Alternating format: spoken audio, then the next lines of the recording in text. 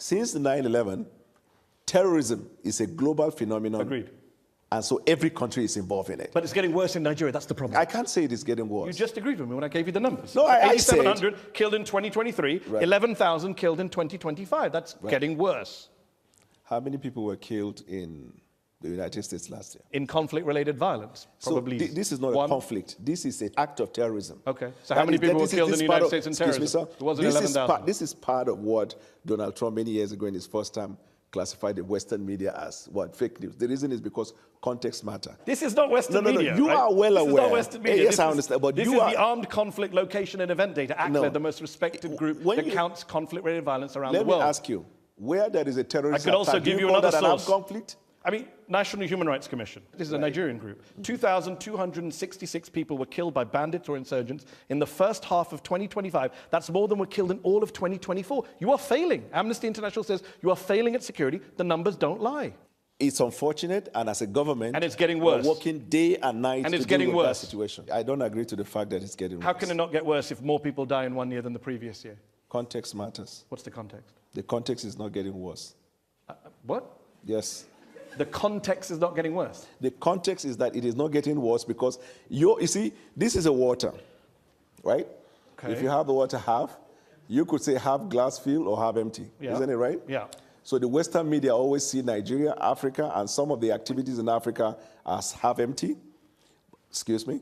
But we see it as half full because when we look at it, and when I say context matter, before the president took the oath of office, we knew the situation in Nigeria. And you made it worse. When he made the decision to take bold step to put Nigeria in better trajectory, we were well aware of the fact that it was going to incense lots of people. Okay. We are also You've aware... made your point. I get the glass half full. I get the context. I also understand basic mathematics. Let me ask you this.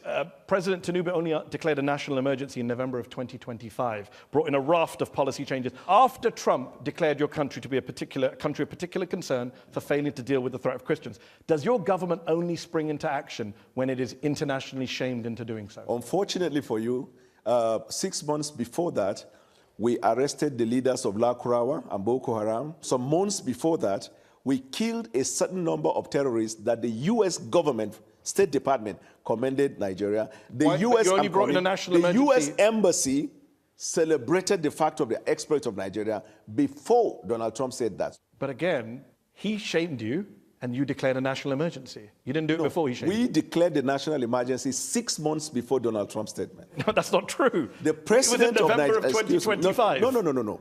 Much earlier, around, I think, April or May, the president declared national emergency on insecurity.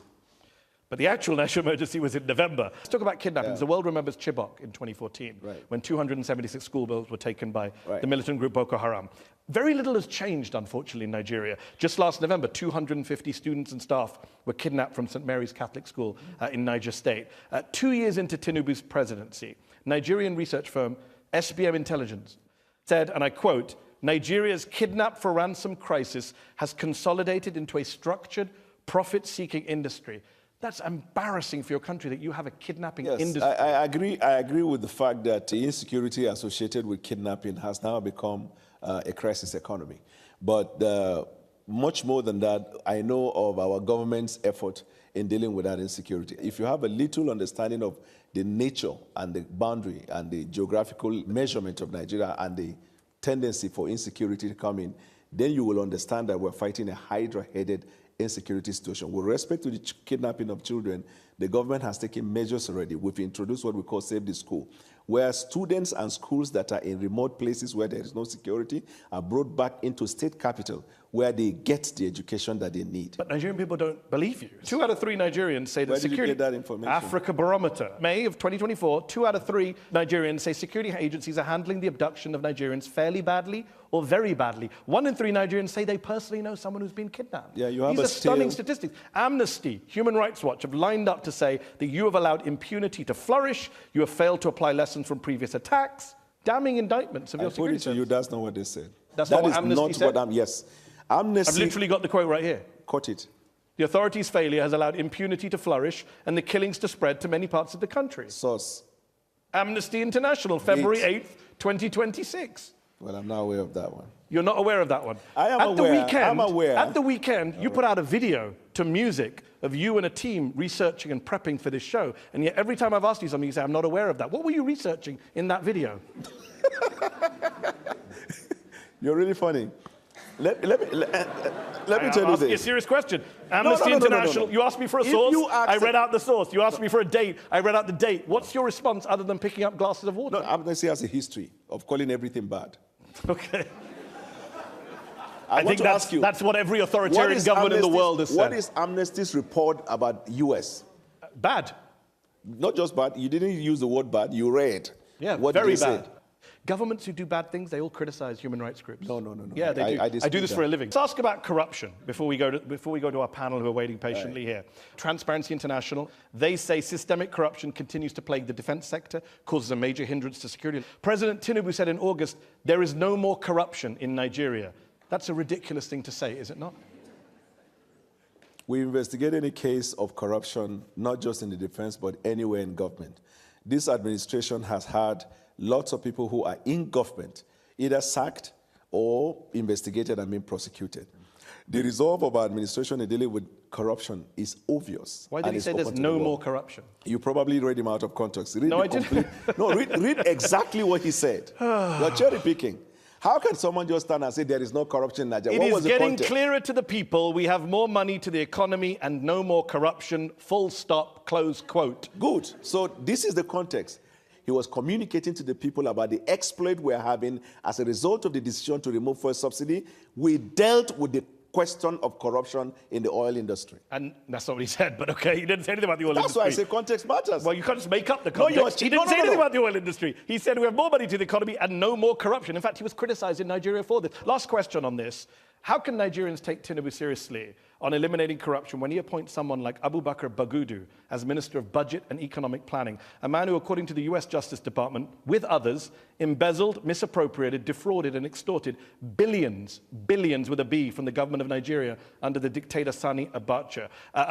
Bagudu avoided criminal charges. He cut a deal with the Nigerian government, returned some of the money. But the president literally put Nigeria's budget in the hands of a man who's accused of looting billions of dollars. You started your introduction by saying it's a sovereign country. The decision of the court in the United States does not bind the Supreme Court of Nigeria. But he gave $163 million. And that man is now in charge of the Nigerian budget. You're okay with that? Do you think it's funny? I mean, no, two-thirds of Nigerians... You think it's funny? No, I don't. I think people who are giving $163 million back shouldn't be in charge of the country's budget. Thank you for your observation. Okay, but do you think they should be in charge of the budget? There's no evidence that that minister has misappropriated funds in the government of Nigeria. Why did he give back $163 million? To Nigeria or to the U.S. government? Nigeria. Why did the U.S. government give him $100 million? It's settlement. That's what you do in settlements. Okay. Why was he settling? Yeah, so okay. So you're comfortable with a guy who is accused by the U.S. Justice Department of embezzling with the Sani Abacha regime billions of dollars being in charge of the budget Are today? you okay with a president of one of the countries in the world who was convicted by the courts in that land and the person is still governing the country? Who are you referring to? No, I'm just asking. But which country? Okay, are you also okay? Are you also okay? Because if it's Donald Trump, I'm a well-known Trump supporter. Are you also okay with the prime minister of a country who was accused of making a wrong judgment in an appointment that led to a lot of problems, but he has not resigned, he's still governing? Are you okay with that? Well, by the time this show airs, he may have resigned. So your argument that Keir Starmer and Donald Trump, basically everyone else is corrupt. Okay. In this interview, Daniel Bwala did not just only disgrace himself, he exposed the APC government because it's obvious that they has nothing or they have not done anything for the past 3 years. All they do is just some paperwork who do not reflect on ground or reflect in the life of the average Nigerian in the street. You take insecurity, for example. Is it safe at night in Nigeria? No, it's not. Kidnapping here and there. Now, kidnappers they are now openly posting their ransom because the government is like a dog without teeth, it can bite. So they will post their ordain online and the government cannot do anything about it.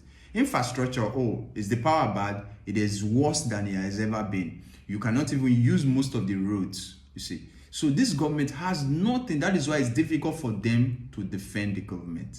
So this is a wake-up call to Nigeria and to every Nigerian that we will not let or allow our country go to the ruin just because we think, we cannot make a difference. We can make a difference.